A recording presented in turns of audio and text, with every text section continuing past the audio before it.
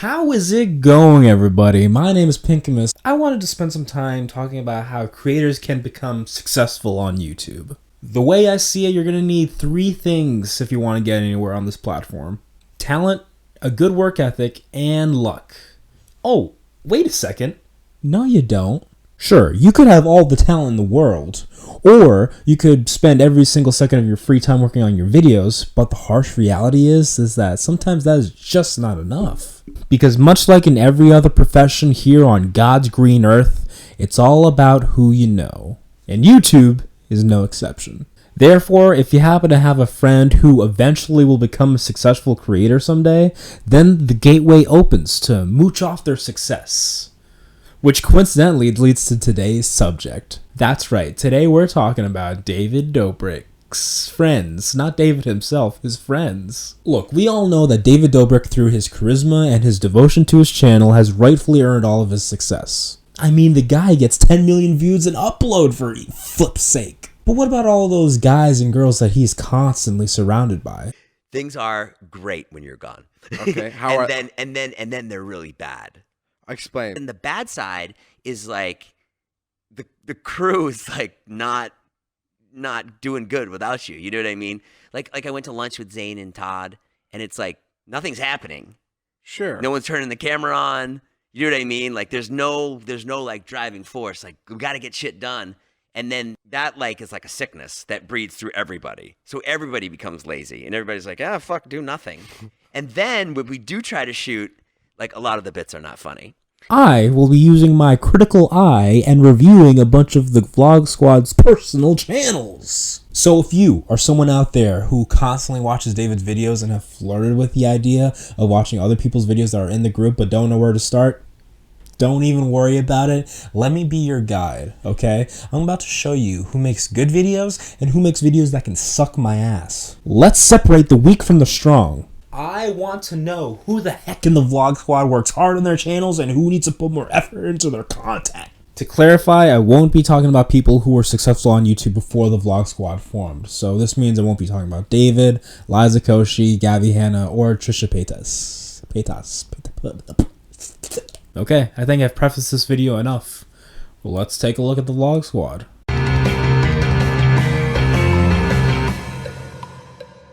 Now, for the first Vlog Squad member I wanted to talk about, it needed to be someone who was the closest to David, who spends almost every day with David, David's right hand. In fact, this person and David are so close that people are constantly questioning their relationship. But since Natalie doesn't have a channel, let's talk about Jason. Hey guys, maybe tell me it's alcohol before it burns my fucking eyes out. Jason Nash created his channel back in 2013, but he didn't start posting content until the end of 2016. Ever since then, he's remained very consistent with it. First thing I have to mention is his intro. I hate it.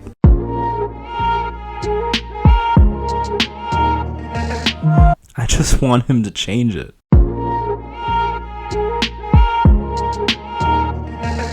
Oh. And I just won $1 million. Jason makes vlogs for his channel, and it's very interesting to see the hybrid of what you see in his content. On one hand, he'll make vlogs that focus around his kids, his mom, even his ex-wife, showing how much he enjoys spending time with his family. But on the other hand, he'll also make vlogs with his friends who are all in their 20s, showing all their wild misadventures and even going to college parties. Jason lives a double life, people. Now that I'm thinking about it, he's like the Hannah Montana of the Vlog Squad. I also wanted to point out that he takes a different approach to his videos than David. If you watch a David Dobrik video, then you can expect videos that consist of bite-sized, hilarious segments only showcasing the best of what he was able to capture on camera in under 4.5 minutes. But Jason will show the full version of the bits that they do for David and use it for his own videos. Honestly, I think Jason can get away with branding his channel as the extended cut of David Dobrik's vlogs. Probably my favorite thing about Jason is that he goes out of his way to create scenarios for the group to get into. Whether it be dressing up as an alien, creating a David lookalike puppet, hiring a gospel choir to sing Natalina, and even getting plastic surgery to have a nice pair of boobs. He didn't get plastic surgery. Wait, what's that? He just got a Hollywood makeup artist to put fake boobs on him. Oh, thank god. You thought that he would actually get plastic surgery? I thought he was just that invested in David's career. Jason has also done a good job of diversifying his income through the sponsors they do on the Views podcast, his merch, when he performs stand-up, and he also has an app called Jason Nash Carpool Dad. Not to mention, he also censors the swears in his videos to ensure that he doesn't get demonetized. One might say, get that coin king. I will never say that again. But this whole segment can't be a love fest, folks. That's right, I do have some bad things to say about Jason. Like, for starters, he's old. And a simp. Haha. Nah, but in all seriousness, his videos are very long. He likes to keep it raw, which is both a good and a bad thing. Jason's laugh can become a bit much.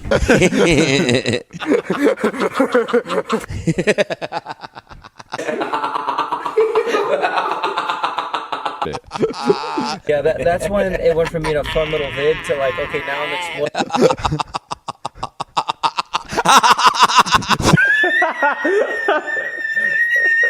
Is the tea ready? I don't like commenting on people's laughs, but once in a while I hear one that needs to be brought down a notch. And yes, I do realize that I am the last person on earth to be talking about somebody's laugh.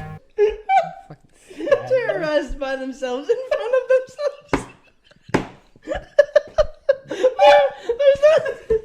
There's three of them. One's just watching. The other one's killing the other one. Like, oh my god.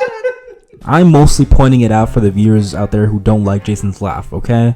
This one's for you guys. Here's one thing that really drives me up a wall. Jason is always chewing gum. It wouldn't bother me so much if it weren't for the fact that when he holds his camera close to his face, the mic can pick up faint chewing, and it needs to stop. One last thing before we move on, I don't like the fact that Jason's mom knows what TikTok and the Hype House are. I know it sounds like weird things to harp on, but it truly makes my eyebrows lean into my nose. Overall, Jason clearly works hard on his content and none of his success has gone to his head. If you have been wanting to see more of the Vlog Squad outside of David's videos, then I think Jason's content is a good way to do it. Jason, keep up the good work. For the next segment, I want to talk about someone who prioritizes a different style of content and has also become an afterthought in David's videos. Like, I teared up too. I don't fucking react to things, man. That's fucking cool. I'm tearing up, and it's not even my song. Scotty Sire created his channel in April of 2013, but didn't start posting until July of 2014. For those who don't know, Scott has been known for two things. One of them is being in one of the longest relationships within the Vlog Squad. Yeah, we broke up. We decided when we were moving into a new place that we needed to take a look at our relationship and maybe separate. Oops, I meant he was. He was in one of the longest relationships in the Vlog Squad. Is this too insensitive? The other thing he's known for is being the musical artist of the group. There have been other members who have put out songs here and there, but Scott is the one who is the most consistent and the most talented with it. Quick sidebar, I know Big Nick also puts out music, but we won't be talking about him in this video, so let's just ignore him for now. Scott is known for making sad music. Meaning, if you think about his lyrics, he sounds like a pretty sad guy, and yet his instrumentals are very upbeat. And I actually really like his music, so what does that say about me? To give some specific examples, I like Take Me Away, Get Better, and my favorite song of his is Notice Me. Again, people are getting a great look at my psyche right now. But probably my favorite type of content that Scott does are these diss tracks on members of the Vlog Squad. I hate to admit this, but YouTuber diss tracks are a guilty pleasure of mine. There, I said it. Now, Scott isn't out here trying to destroy careers left and right with his diss tracks. They're solely meant to have some fun and create lyrical jabs at his friends. I really enjoy them. He knows them all too well, so he knows how to properly poke fun at them. On top of it all, he has taken his music across the country on a few tours. I think things are going great on the singing/rapping part of his career. But his vlogs are shit. Okay, maybe that's a bit of an exaggeration, but his vlogs definitely need some work. I wouldn't seek them out. He even made a video seeking the guidance of other Vlog Squad members on what he should do. Frankly, if he figured out a series of videos that people love and are clamoring for and that no one else is doing, Scott would be unstoppable. I mean, you already have the music, dude. But I do appreciate the hustle of finding other things you can be successful in. I did want to say that I liked the concept of his house tour video. It's basically a hybrid of a vlog and a sketch. Maybe there's something more there that Scott can explore, but we'll see. One last thing, I'm not a fan of his injury-related content.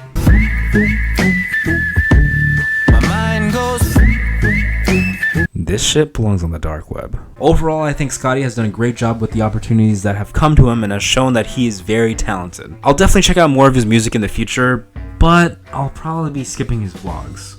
I couldn't decide who I wanted to talk about next, so I put a bunch of names in this hat.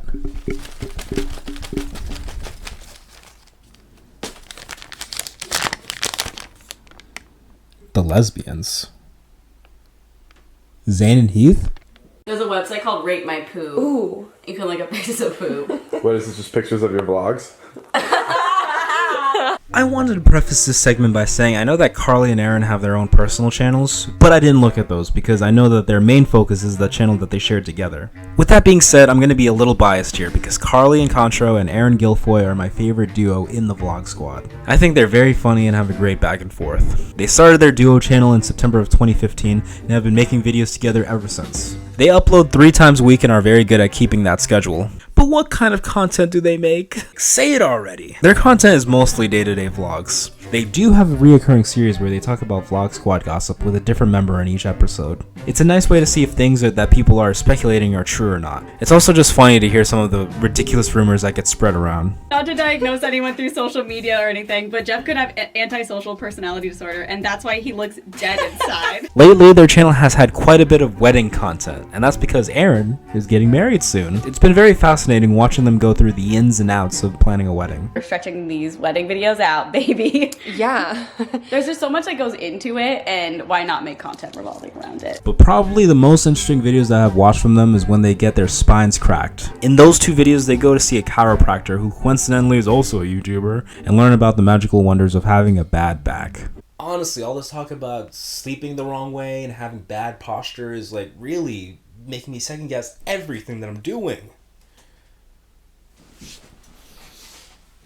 The only bad thing I'd say about them is that I think they pay way too much attention to their negative comments. Someone commented on her video yesterday and I like literally laughed out loud. They were like, engagement pictures, really? I'm surprised she doesn't think she's a bridezilla. Because I was like, oh, one Because you got engagement photos? Yeah. We had a few comments on our video that were like, you guys just go there and like show them you care about them and then don't take them home. But it's like, okay, well, there's also people that go there and don't pay attention to them at all and they receive 0 love. Erin's been engaged for 7 years. Yeah, like a lot of comments are like, how long, when is the actual wedding? It's been so long. Overall, I think their content is a little too girly for me. Did he really just say that? Look, I'm sorry, okay? I don't care about videos that are about shopping and Starbucks drinks. It's not my cup of tea, but frankly, I wish it was for them. The bottom line is that they work really hard and I support their success. Alright, who should I talk about next?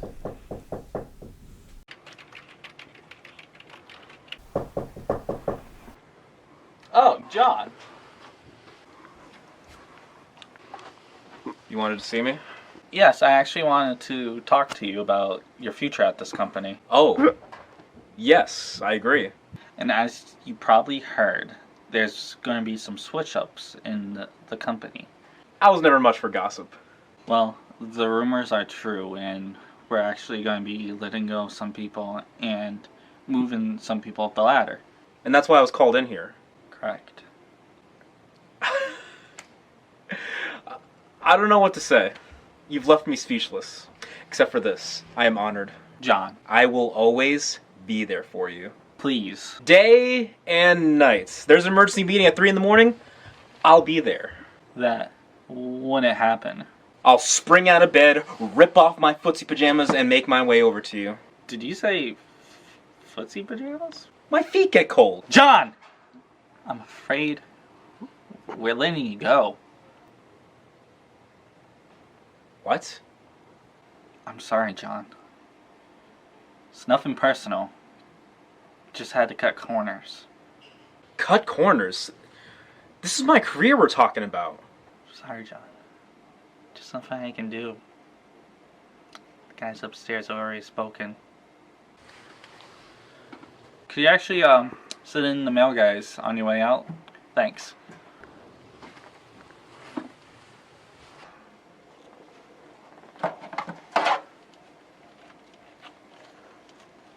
Okay, guys, I'm ready. I'm back. Where are we jumping? Oh my god. I just kissed a girl you're jerking off to every day before school. Look at me now, haters. Dominic Ziglatis, also known as Durte Dom, first started his channel back in February of 2013, but didn't start posting until November of 2016. So far, I've only talked about people who are still vital in the vlog squad, but Camilo and I wanted to make sure that I talked about at least one member who stepped away from the group. But you know what? You'd probably still think that he's a part of it from how much he uses them in his video titles. Like I said, Dom doesn't really show up in David's videos anymore, and it's been like that for a while now. We are not kicked out of the vlog squad. There's just been a leave of absence for us. I just feel like we always just kind of really wanted and always been inspired to just do things our own way and kind of do our own things. In fact, one of the last videos that Dom was in was this one. Do you think that maybe you'd want to taste my pussy? So the mastermind himself, David Dobrik, is playing copyrighted music over this. Yay for me. But anyway, what's happening here is just like, as you heard Erin say, "Want to taste my pussy?" And then he's like, "No, because you're in a relationship." And then it's like, haha, it was a joke anyway, got you. After taking a look at the comments on this video, it's mostly everyone saying, "Wait a second. Durte Dom never turns down a lady. What's going on here?" Well, it's because Dom thought this interaction with Erin was real, so he dropped the persona. That's right, he's not actually a party boy sleazebag. He's only a little bit like that. In almost every single video of his that I had to watch for research purposes, he points out that it's just a character. A lot of people watch David's vlogs and they think I'm like this crazy dude all the time. I'm just chilling and being super normal. It's just show a different side of yourself online, you know, because everyone starts seeing us, especially like on David's vlogs, you know, and like on other people's YouTube videos that were always like super high energy and super like all the time. Everyone thinks I'm crazy Durte Dom, but I'm actually a very sensitive Dom. I feel like a lot of people see me online and they're like, "Oh my god, this guy's freaking crazy and he's so wild." And like when they meet me in person, they're kind of like surprised, you know? Right? Like you see the way this guy's talking right now, like this is like 80% of the time Dom. This is what I'm used to. It's like, and then the 20% of the time we have this Dom. That's when the cameras are rolling. Dom currently lives in a mansion with Seth and a bunch of their influencer friends. He's got merch, he does sponsorships, and he's very business oriented. Now, as for Dom's actual content, there's really no gimmick to it. It seems to be purely personality based. But I gotta tell you, I'm not really a fan of his content. When he vlogs, it's in the David Dobrik style. I don't know if your eyes are red from that or if you're just really high. I think a little bit of both. It like gets worse when you're trying to get rid of it. Just like my chlamydia. He also made a video recently where he talks to the girl that gave him a legitimate STD. Never thought I'd see a YouTuber do that. But probably the most controversial video that I watched of his, in my opinion, is when a fan pays him $500 to go on a date with him. What makes a person want to pay $500 to go on a date with Durte Dom? Because I fucking deserve it, that's why. Now, I'm able to see both sides of this. Oh, how can this shark seriously scam this poor girl $500 just to hang out with him for a night? Or, I mean, honestly, people are already paying hundreds of dollars for a meet and greet that lasts less than a minute. Plus, this girl is allowed to spend her money however she wants. So I'm pretty neutral about this. I just know that I would never do this myself. I would charge $1,000 to go on a date with me, and the bidding starts now. Hey, say 1,000, 1,500. We got 1,500, 1,750, 1,800. Overall, I don't think I'll continue to watch Dom's videos, but he's doing exactly what I want him doing. Stepping away from the entity that blew up his career so that he could pursue his own dreams. Durte Dom, namaste. Okay, everybody, grab your phones and dial 911, okay? You're gonna need the authorities on standby for the next Vlog Squad member we're talking about.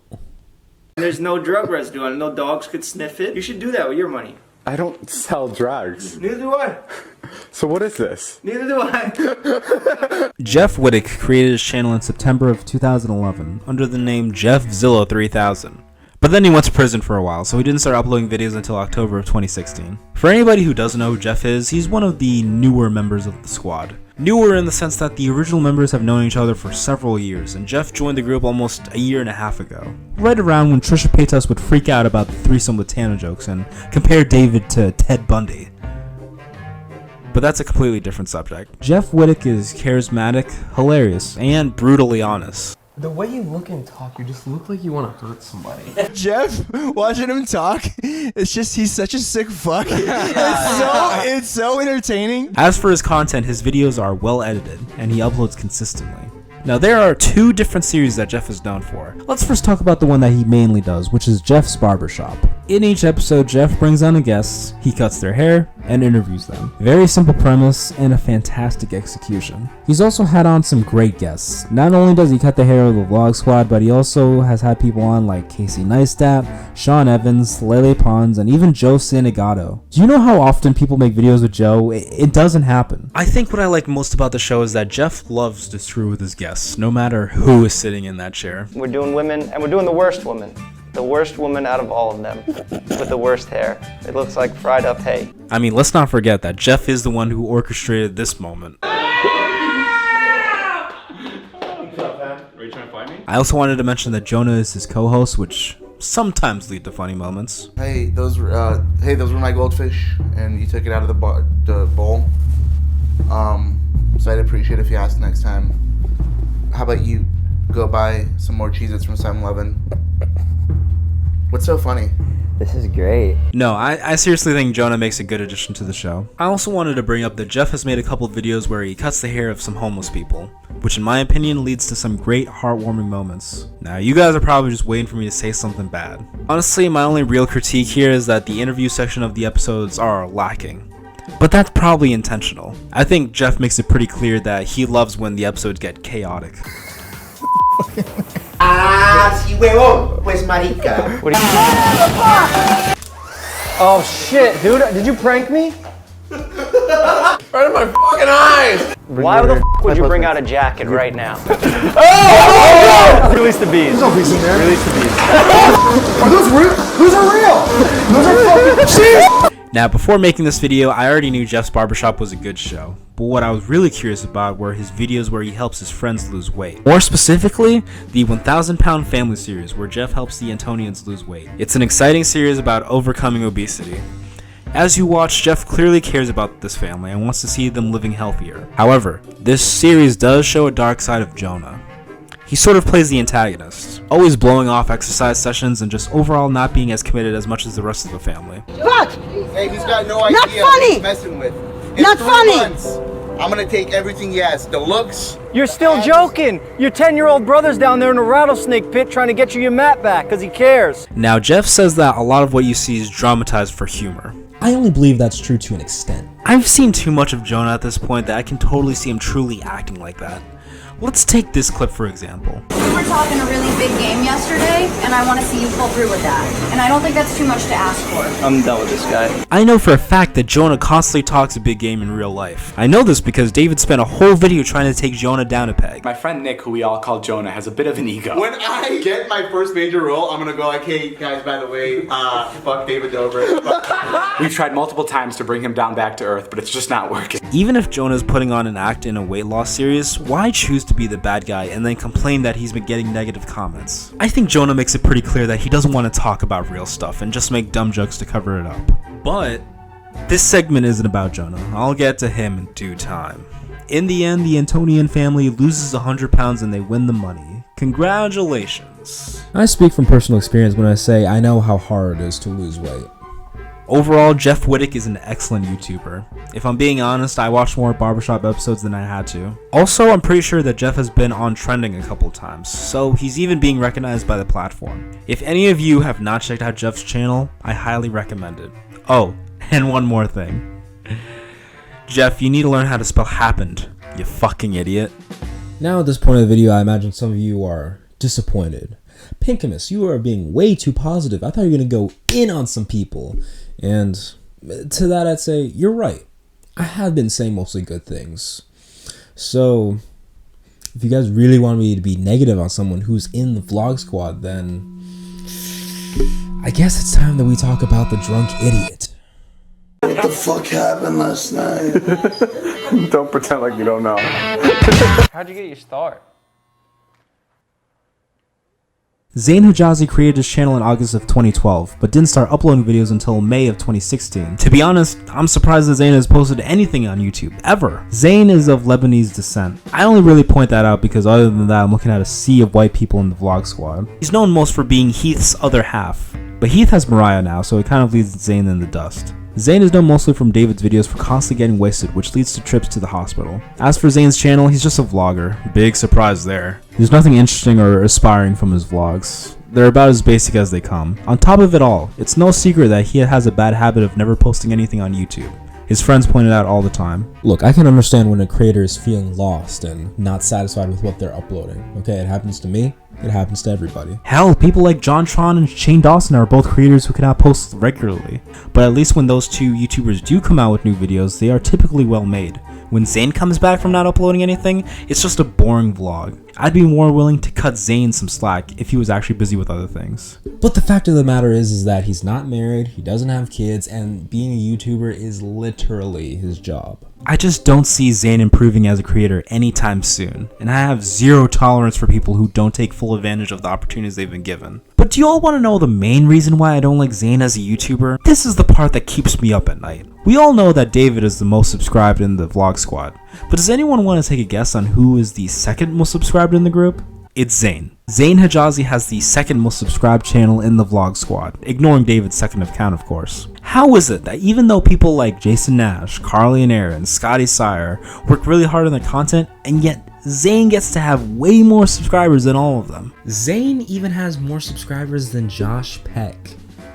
Josh Peck from Drake and Josh fame. Dude, how is that even possible? Do you guys get how annoying this is to me? Is this what you all wanted from me? I would like to take this time to say a couple of good things about Zane. Recently he's been doing something different, which is his podcast with Heath called Unfiltered. I mean, everyone has a podcast these days, but at least Zane has been able to keep up with the once a week schedule. Also, his wisdom teeth video was very entertaining. But A, it's pretty hard for a wisdom teeth video to not be funny, and B, a lot of the vlog squad is there to help. Dr. Sherry, his assistant would like to know how long it'll be. This motherfucker has an assistant? Yes, weird dentist, this motherfucker does have an assistant. For whatever reason. I'm not doing a good job of being nice. Okay, the most interesting video that I've seen from Zane is the hair surgery video. It's honestly really hard for a guy to lose his hair and have everyone point it out. Also, just learning from the professionals how the whole process works was very interesting. In fact, I was planning on getting a haircut before filming this video, but after seeing Zane go through that surgery, I decided against it. This messy hair is for you, Zane. Overall, I like Zane as a person, I really do. But he needs to do some serious soul searching for what he wants to do as a YouTuber. He just needs his own thing, you know, a style of content that none of his friends are doing. I think that'll motivate him to upload consistently and make him happy overall. By the way, I don't want to hear people in the comments say, oh, but he used to be consistent. I don't care, okay? Because I'm reviewing these people's careers in 2020, not from whatever they were doing 3 years ago. And change that YouTube banner, Zane. I don't care about the old picture. I'm referring to the new videos every Monday and Thursday. Honestly, a lot of you need to change your banners and profile pictures. The team narrowed the scope, and there was a lot of consideration regarding the best fit for our team. Thanks again for throwing your hat in the ring, but we have gone in a different direction. Best of luck with your search.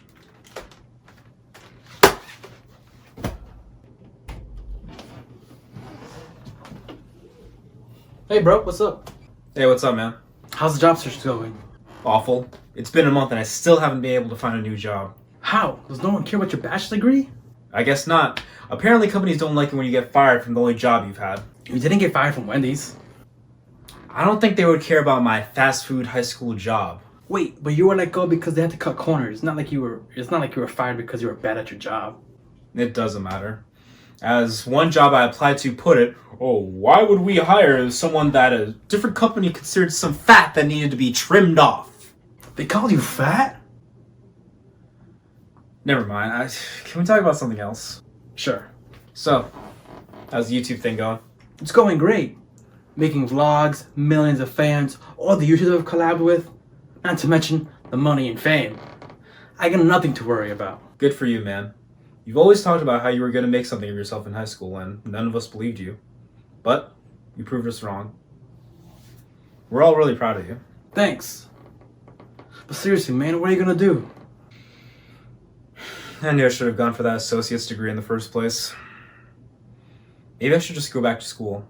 Back to school? How are you going to live here? I can't. My roommate can't afford to pay for everything by himself anymore. I'll have to move back in with my folks. Dude, that sucks. How embarrassing is that going to be? I don't have a choice, man. No. You know what? You're not gonna do any of that. What do you mean? Here's what you're gonna do. Turn on the laptop, create a YouTube account, and make videos. Julio. No, I'm serious, man. I'm gonna make you a YouTuber. But I don't know anything about making videos or editing. I haven't even touched my Twitter in like 3 years. You better remember that past I'm gonna make you a star, kid. Dude. Look, we'll figure out what kind of YouTube videos you like making. We'll collab so my audience becomes your audience. I'll teach you everything I know. Except editing. I'll have my editor help you with that. Are you sure about this? Yes, trust me, you have 100K subs within a week. Are you in? Yes. Alright, let's go. Well, where are we going? Best Buy, you need lots of equipment.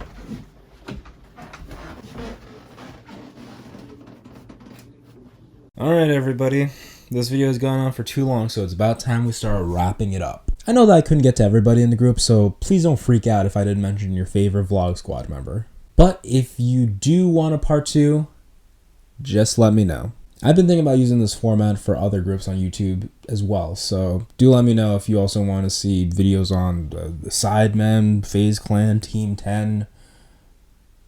Wait, is Team 10 still a thing? And just so you guys know, it doesn't have to be a collab channel. This format works for a group of YouTubers that have something in common as well. So it could either be creators who are in a group together or creators that have something in common, whether they come from the similar backgrounds or they make similar videos. Like, for example, YouTubers that come from Newgrounds. Like, that would be a cool video that I'm interested in doing as well. So, yep, just wanted to make that more clear. All right, so any ideas you may have, please let me know. And please make sure to subscribe and watch our other videos. Thank you so much for watching, and we'll see you in the next one. Won't you know it's me? Please, I just wanna be seen. Won't you know it's me? I'm not who I used to be. I'm so tired of feeling like this, feeling like I just don't exist. Won't you know it's me?